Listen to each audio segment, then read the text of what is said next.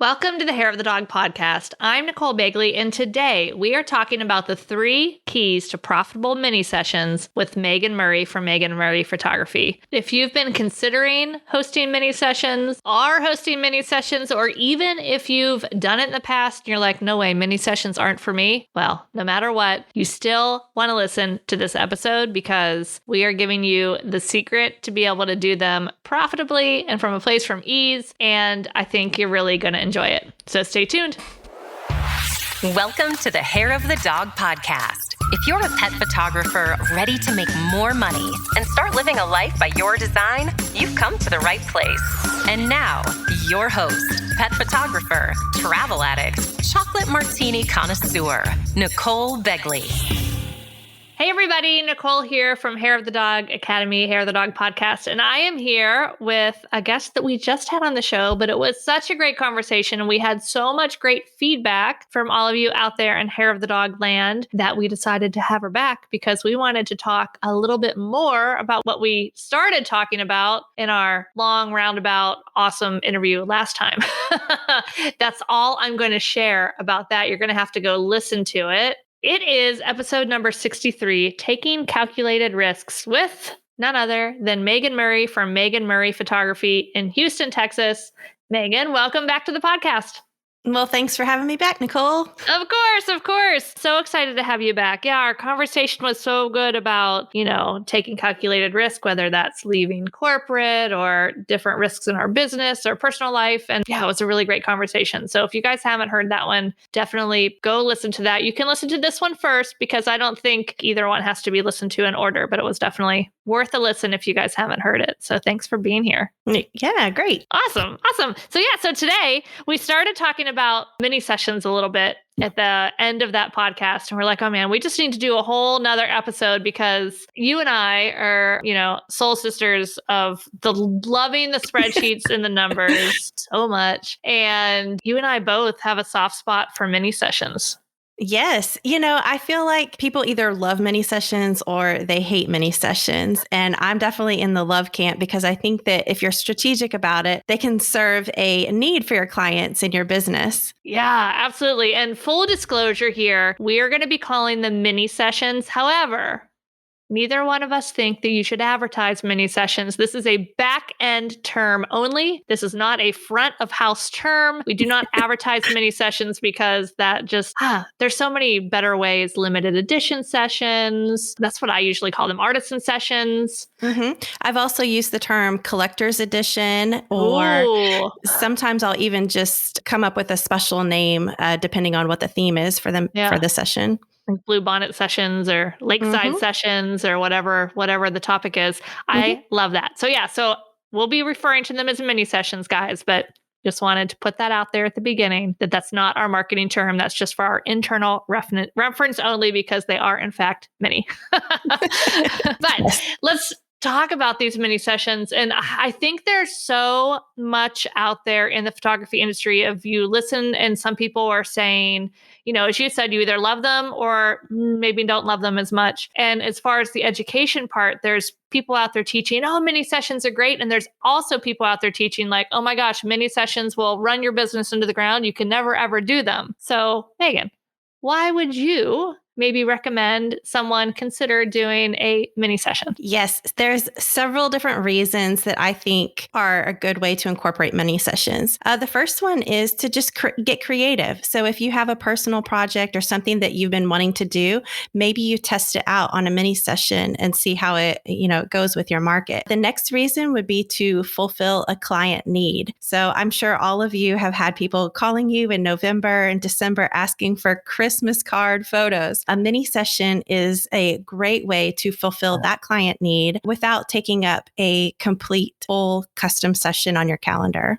Then there's a lot of ways where you can get in front of a new clientele. So if you partner with a nonprofit or if you partner with another business in your area, you can collaborate and create a mini session event to raise money. And you also get in front of a new audience that way.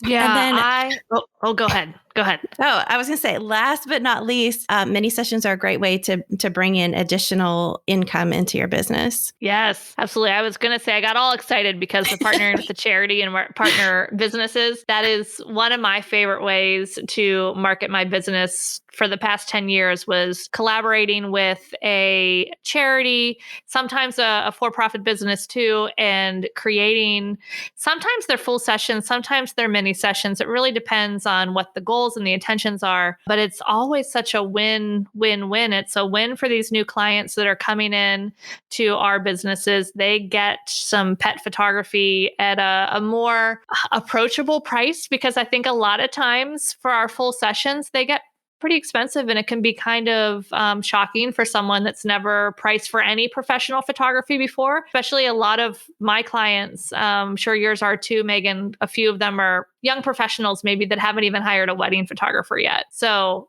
they really have no idea what professional pet photography or professional photography can cost, and can be pretty surprising. So mini sessions are such a great way to start to introduce them into this world of professional photography. I know one of the things that I teach around mini sessions, and we talked about this briefly before, and you agree there's kind of three main points that we need to make sure that we keep in mind whenever we're doing our mini sessions. Number one is to make sure that we are being cognizant of our time, because often a mini session is at a little bit of a lower price point. And guess what? It's not very profitable if you are still doing 10 hours per client in a mini session, the same as you are for your regular session. So therefore, those mini sessions better be bringing in as much profit as the full session. No.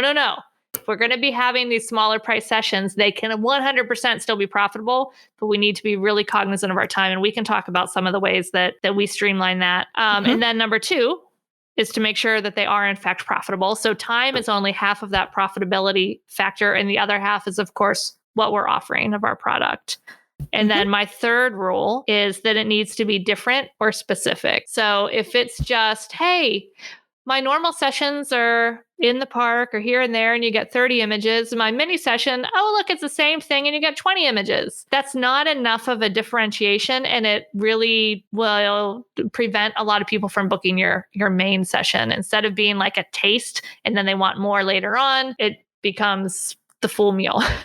That's exactly right. And this is a really great exercise that I recommend that photographers do if you are thinking about doing a mini session. Take out a piece of paper and make 2 columns on it. One is for your regular sessions and one is for your mini sessions. And you're going to write down, what dates you're going to allow, what locations you're going to allow, how long the session will be, how many proofs you're going to show, kind of all of the things. Will you do planning up front? What's the sales look like on the back end? And basically flesh out how your mini session is going to be differentiated from your regular session. Because exactly what you said, these need to be just a taste of your offering and not the complete full custom photography experience. And that's going to tie into streamlining your workflow and protecting your time going into this. And honestly, I think that's where a lot of photographers end up hating mini sessions, is because they don't do this exercise. They don't clearly differentiate their minis from a regular session. And then they start to get resentful because they're giving more to the client than what they should be for the price. So yeah, that's my number one goal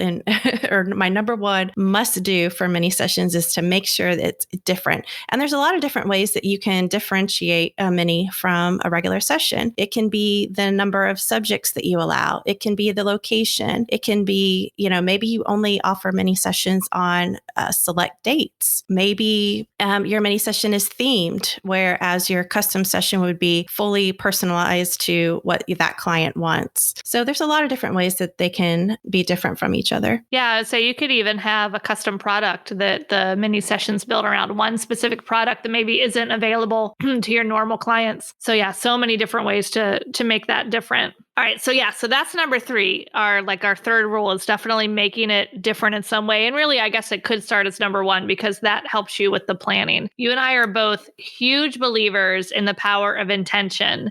And I think one of the biggest questions when you start to sit down to plan what your mini sessions could look like, because you guys, there are so many different ways to run mini sessions, and none of them are right or wrong. I like to say, again, that the only two questions you need to ask yourself are, am I selling what I want to be selling? And am I making the profit I want to be making for the time that I spent? If your answer is yes to those two things, then your mini sessions are great. Your regular sessions are great. Whatever you're doing is great. It doesn't have to fit in a particular box. But to start to plan what this might look like for you, I love taking Megan's first step of making that list of what's in my regular session, what does this mini session look like, what are the differentiations. The next thing I like to do is I like to sit down and then ask myself, all right, what are my financial goals from this mini session? So how many clients am I going to have on that day?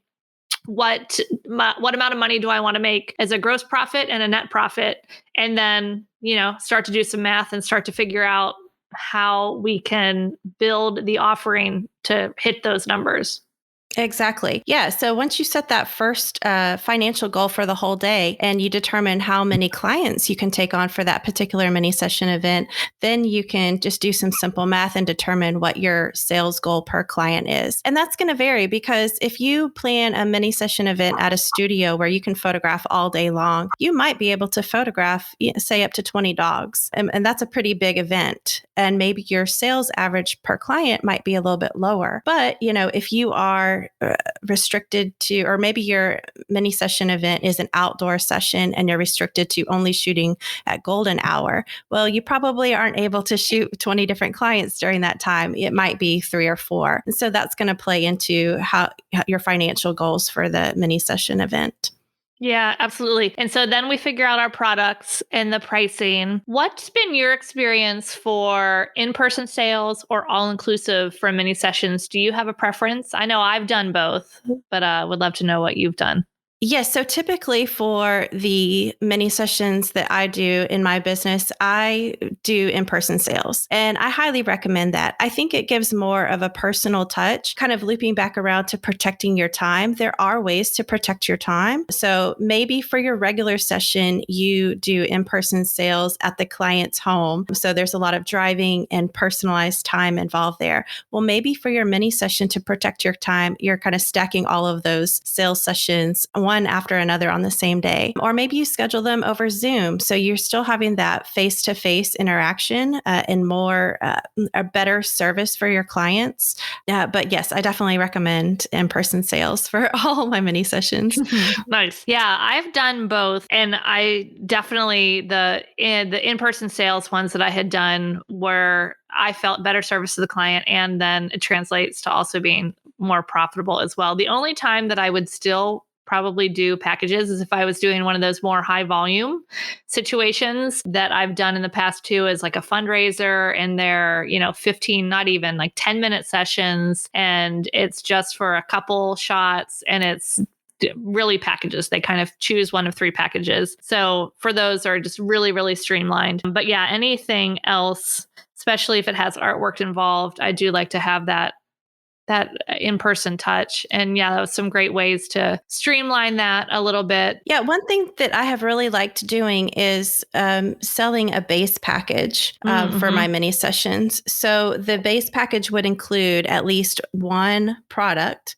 So when it gets to the in-person sales appointment, it's really easy. It's what image or what type of artwork do you want for that product that's included. And then at that point, you can ask if they'd like to add on. And most clients do. Do you give them the option to kind of trade in that base product to say, it included, 16 by 24 framed print? They're like, oh, I really want a 30 by 40. Can they just kind of trade that in to trade up? Oh, yeah, absolutely. Yeah, you can just use that amount and apply it to the larger piece. Perfect. I love it. Yeah. So, all right. So that's great. So we are watching our profitability. And as far as profitability goes, the same rules for mini sessions apply as regular sessions, where we want to keep our cost of goods sold below 25%.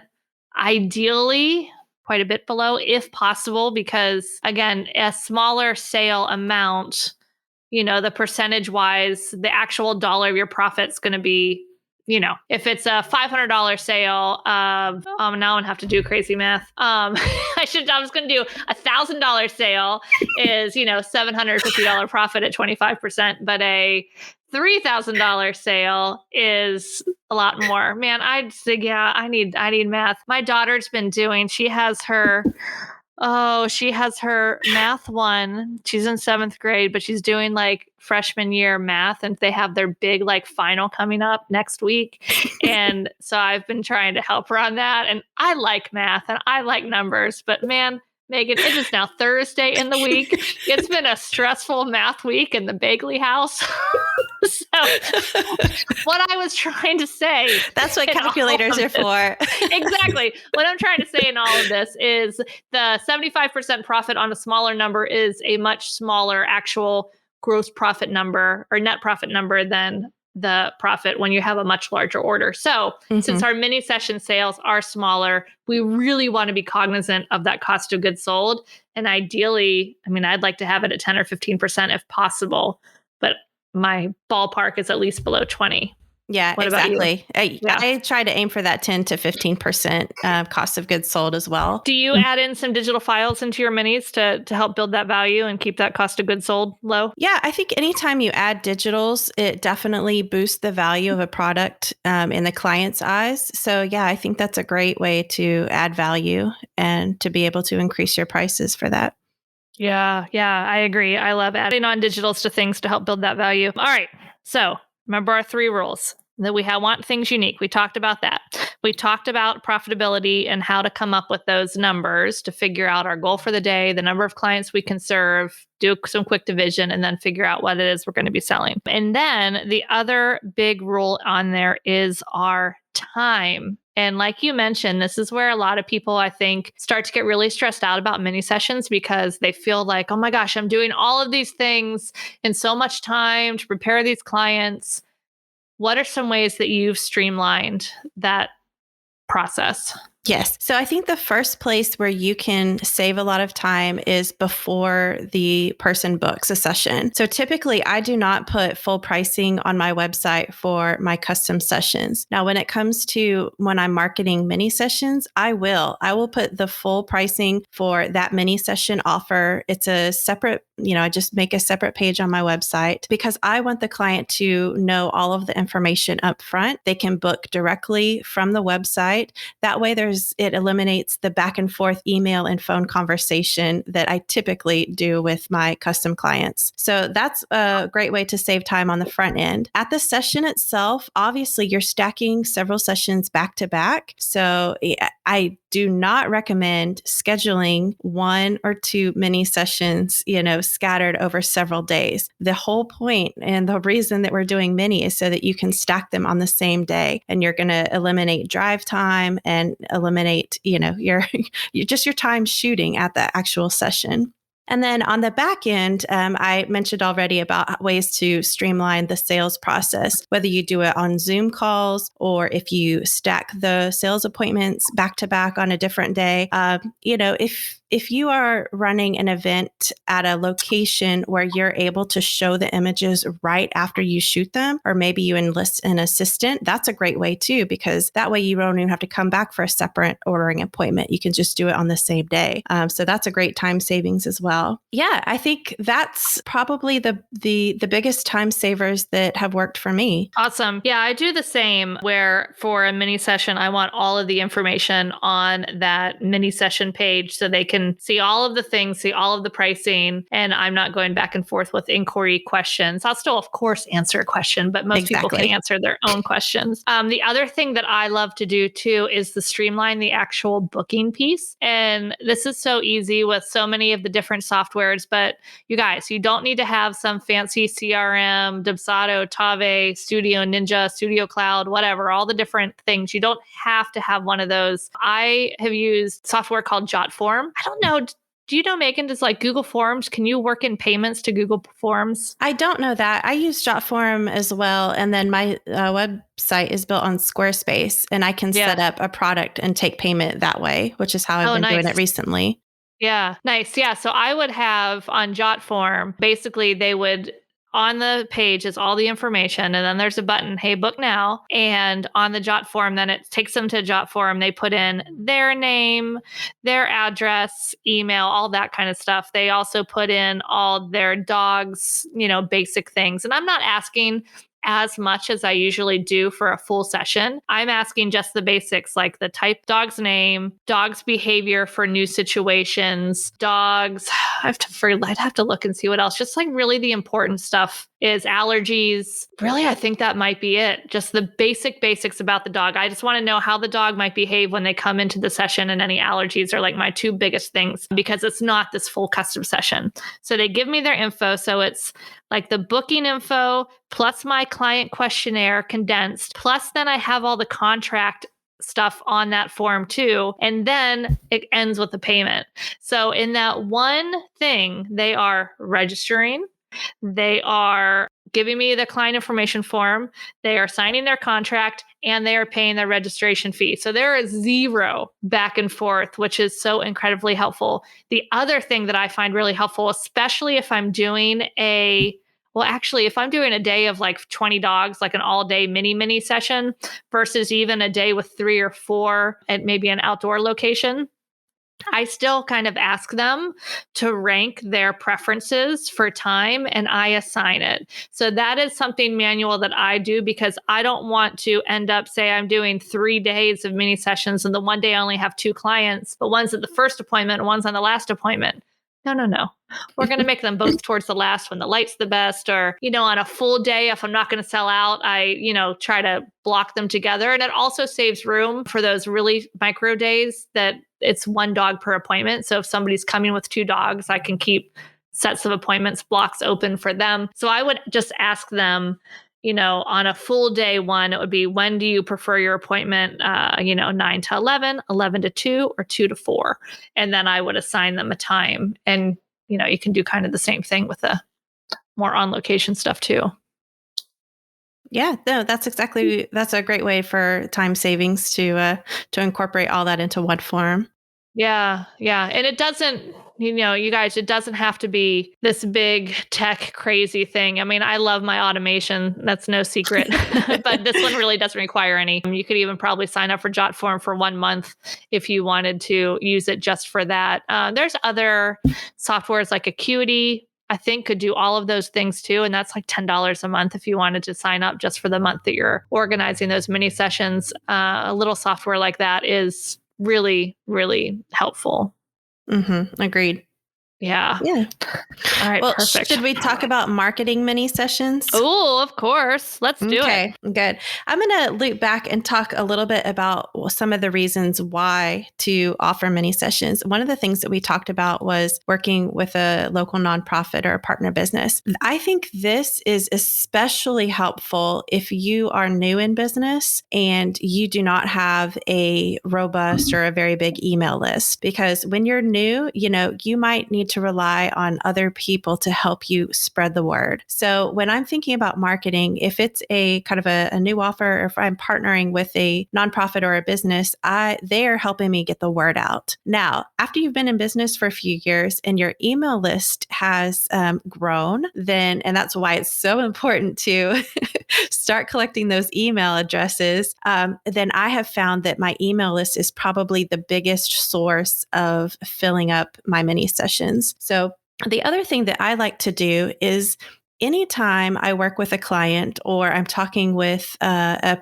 potential client and they mention about one of the mini sessions that they've seen me do in the past, I will make a little note of that somewhere, so that when the next time registration is about to open for that particular mini session, they're going to be the people that I reach out to first. They have already asked me about it. They have let me know that they're interested. And honestly, I think last year when I was marketing my holiday sessions, I filled them about 80% solely off of people who had mentioned to me earlier in the year about holiday sessions. So then it was very easy to market and fill those, just because I was paying attention to what people were telling me all throughout the year. And I kept that little running list of people to reach back out to. Oh, that's brilliant. How many of you guys out there, let's be honest, how many of you are actually keeping track of potential leads of people that mention something like this in passing, and so you can follow back up with them in the future?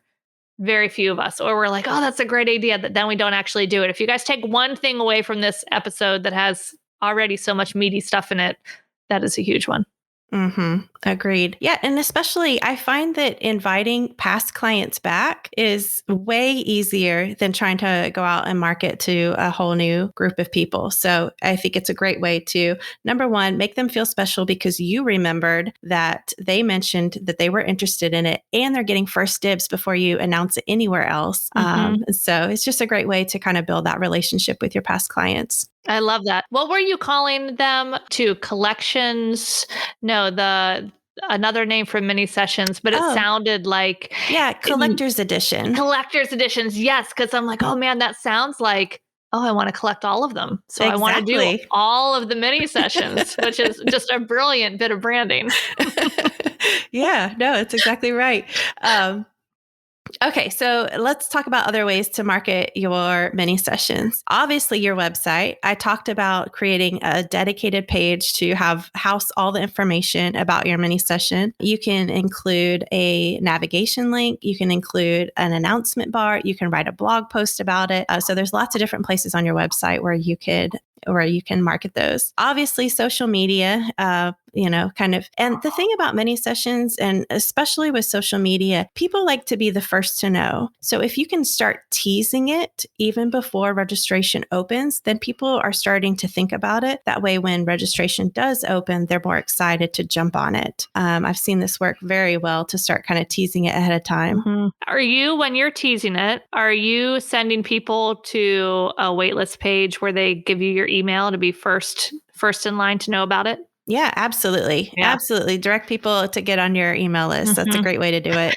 Yeah. Because, people are busy. So we can remind them, that day this is going to happen, but they are probably not going to sit down and write it down, but they might definitely be like, I do want to do that. Yes, I'll give you my email address so that you can remind me. So this is huge, guys. I think a lot of times photographers in general look at something and they're like, okay, I'm going to do a mini session and I'm going to announce it tomorrow. And then like 2 days from now, they're like, why didn't it fill? Well, you just created it and announced it.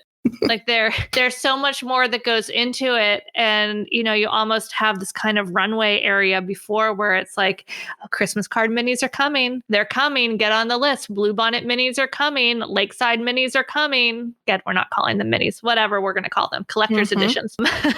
And so they get on that list. And the other really important thing that I see a lot of people make a mistake is when they're mentioning this on social media, for instance, like Lakeside sessions are coming and see my link in the bio. But then the link in their bio goes straight to their main website. It really, really needs to go to a specific page on your website about that session, because otherwise people will get to that main website and get lost and just click away and you've lost them. Yes.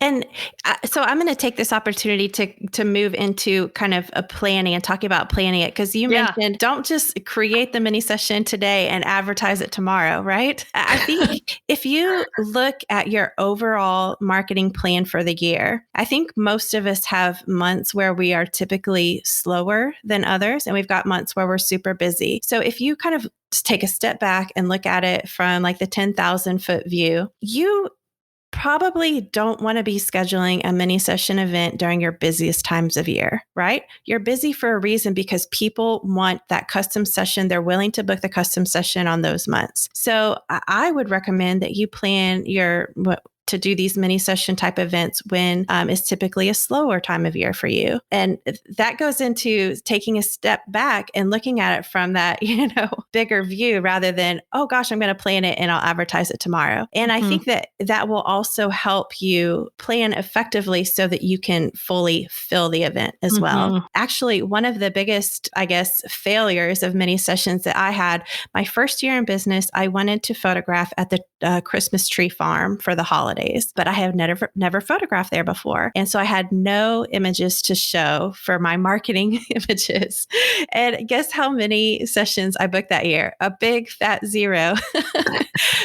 But if I had taken the time ahead of time to get those marketing images and to plan appropriately so that I had something to show when I was asking people to sign up, then I probably would have had a different outcome. And so that's exactly what I did. I took that that time that I had reserved at the tree farm. I took models out there. I photographed them. So the following year, I was able to fully book that particular mini session event. That's a great point, and I'm so glad you brought that up. So important. How far in advance do you recommend kind of starting to plan for these minis so you can kind of go through a checklist of, making sure you have everything all lined up? So when I do my annual planning, which is usually in December for the full following year, I have a general idea of where my mini session events are going to take place. Late March, maybe one late summer, and then the holidays. I only typically do 2 or 3 a year. But I think to really get into the nitty gritty of planning each one, I like about 6 to 8 weeks out. Mm-hmm. That way it gives you plenty of time to get those marketing images. If you're partnering with a nonprofit or a business, then you have time to collaborate with them and get them on board. Yeah. So that way you're not rushed. I think, if you fail to plan, then planning to fail. Plan to fail. Yeah, exactly. Yes. Right. Yeah. And by having that planned out ahead of time and having those marketing images, I can't stress how important those little teasers to your community, or if you're working with a nonprofit, that they start mentioning it, because people have to see these more than one time. Very rarely is it the first time they see something, they're going to jump on it. Couple of those people are out there and we love those people, but most people need to see it a couple of times. So having that lead time and knowing that you're like, okay, I'm laying the groundwork for this event and I have essentially a day when registration opens, and I'm going to remind people during registration time that it's going on. Because I think a lot of people, the other mistake I see a lot of people making is they take the time, they get the marketing image, they have it planned, maybe even they do the lead up a little bit. But then on registration day, they announce it. And when it doesn't completely fool from the one announcement, or doesn't completely fill from the one announcement, they start to get frustrated and they're like, it's not going to work. But you have to follow up and you have to remind people, and sending a couple emails about this to your list is not bad. And posting about it a couple times on social media is not bad. I mean, what's the time life, half-life of an Instagram post? Like 10 minutes? I think so. Might even be shorter than that. So people miss these things. So we're going to feel like we are just saying it again and again, and it might start to feel salesy and yucky, but we have to, I think, check our mindset of what we're actually doing. And we're not selling, we're not tricking. Like I think that fear of sleaziness and selling comes from thinking that we're like tricking people into spending money with us, but we're simply saying, hey, I have this opportunity. Are you interested? It's an invitation. And so if we can remember that we're just inviting and we just want to make sure everybody knows about the party, then I think it becomes an easier mindset to continue to have that information out there. Yeah, that's a great way to look at it. The other thing that I like to think about as far as my mini sessions is I think it's a VIP perk.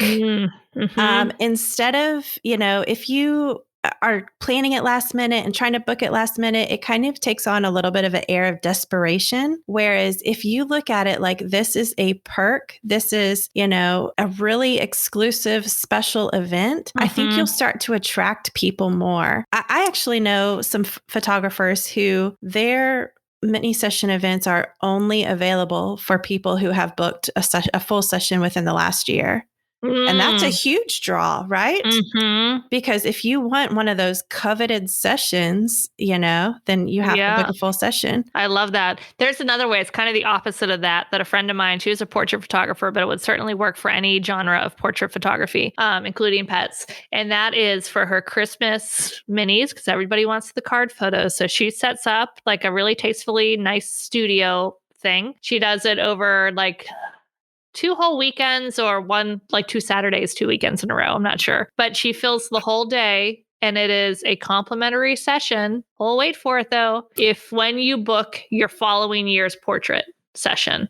So to get one of these minis, you can't buy them. You have to book a full session for next year, which I think is brilliant. And, and even if somebody doesn't follow through with that full session, well, they've paid whatever her retainer was that paid for her time for that mini session event. So yeah, I thought it was brilliant. Yeah, that's a great way to do it. Yeah. So many exciting ways. I think mini sessions are fantastic. And like we mentioned before, there are so many different ways, whether you're new in business and you're using these to get your name out, or if you've been in business for a while and they are exclusive only to your past customers. It's a great way to encourage people to get on that email list. And you guys, if you don't have an email list yet, please, I'm begging you, if you want to be in business, start that email list, because it is the lifeblood of any photography business, really any business, because we don't own any connections on social media. And it's getting harder and harder for our stuff to be seen there, even if you're paying for it. So, yes, love the email. I've got a couple more small little tips that I wanted to share as well. So, we didn't really talk about different mini session themes, but I would recommend, if you're planning any kind of seasonal or holiday theme, think about if there's a way that you can incorporate a more neutral set or backdrop so that you can photograph them both in the seasonal theme and in something a little bit more neutral, because I think that will help you on the back end with sales, because most people are probably not going to buy a large piece of wall art of their dog in a Halloween costume. But they might, they're more likely to do it if it's if they've got the cute Halloween costume, but then you can also show them something on a neutral backdrop. And it can always be an add-on of like, hey, if you purchase the wall piece, then you get your complimentary Halloween digital file to share away, or a little set of like happy Halloween cards or something. It'd be fun. Exactly. Yeah. I love that. One other tip too with mini sessions is I have used them in, when I have just felt like I was in a creative slump and I needed to try something new just for myself personally. And it's been a great way to, just add something new to your portfolio and to just try it out in a mini session environment. Yeah, but that's great. I will say this, Nicole, not every mini session event that I have tried has been 100% successful. So it went back to kind of like being your business is a big experimentation. So just figure out what works and do more of what works and less of what doesn't. So I've definitely had to scrap a couple of my great mini session ideas because they didn't pan out, but I never would have known if I didn't try. So yeah, no, exactly. I've had the same experience. My very first mini session that I tried to set up, I also sold exactly zero. I think that's probably pretty common because we're all just like, oh, I see other people doing this, I should do this too. But you don't realize the other pieces that go into that. So it is always an experiment, and then we always need to try again. And I think the best way to set yourself up for success in this experiment is, number one,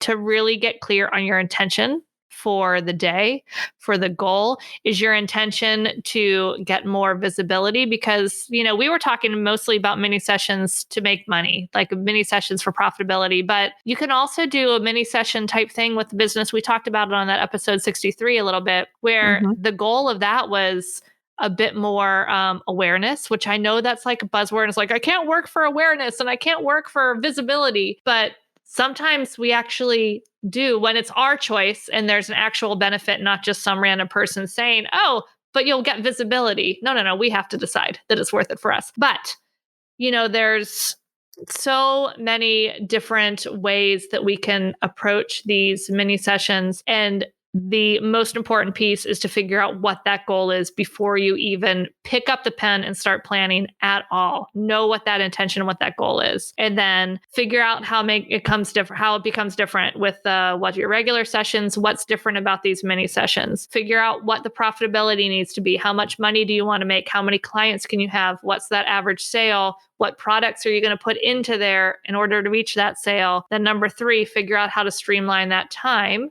so that you're not spending, hours per client. Back to that streamline too. The other thing that I do too is for my mini sessions, I don't have a pre-consultation call. It depends what they are, but the really like studio, like really basic streamlined, that's all an education. Like at this point, I would record a video before it was a written email with all the things they needed to know. So that also saves time too.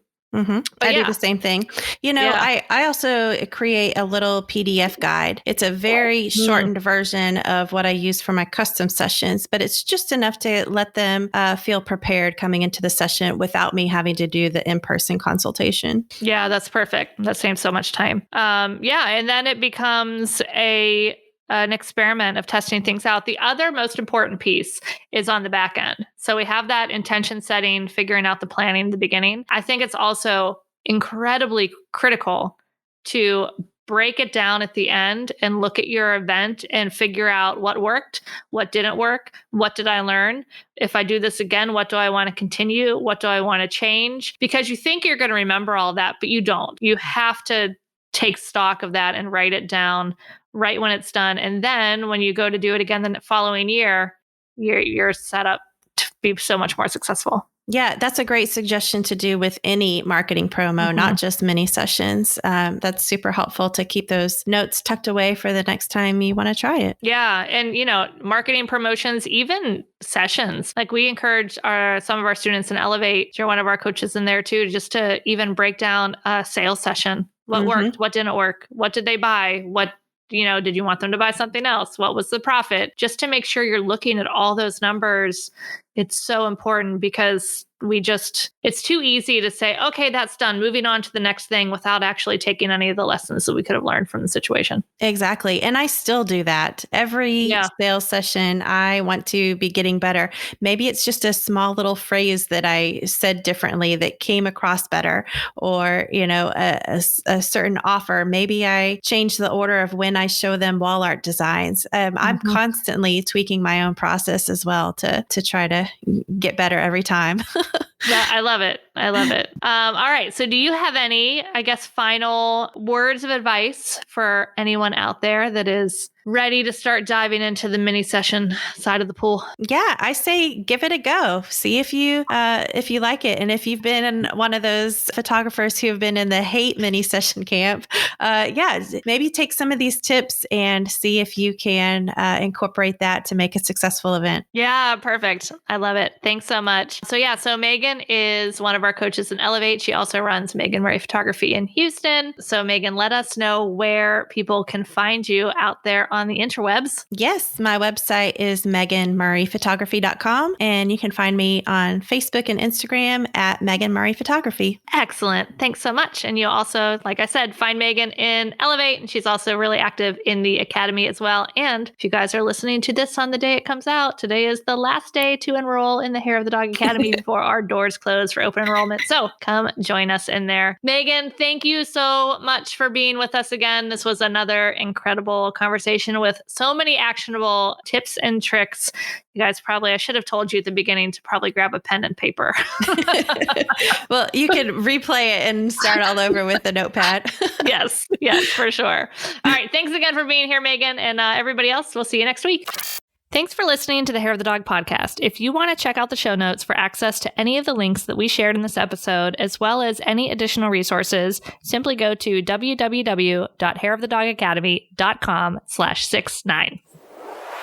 Thanks for listening to this episode of Hair of the Dog podcast. If you enjoyed this show, please take a minute to leave a review. And while you're there, don't forget to subscribe so you don't miss our upcoming episodes. One last thing, if you are ready to dive into more resources, head over to our website at www.hairofthedogacademy.com. Thanks for being a part of this pet photography community.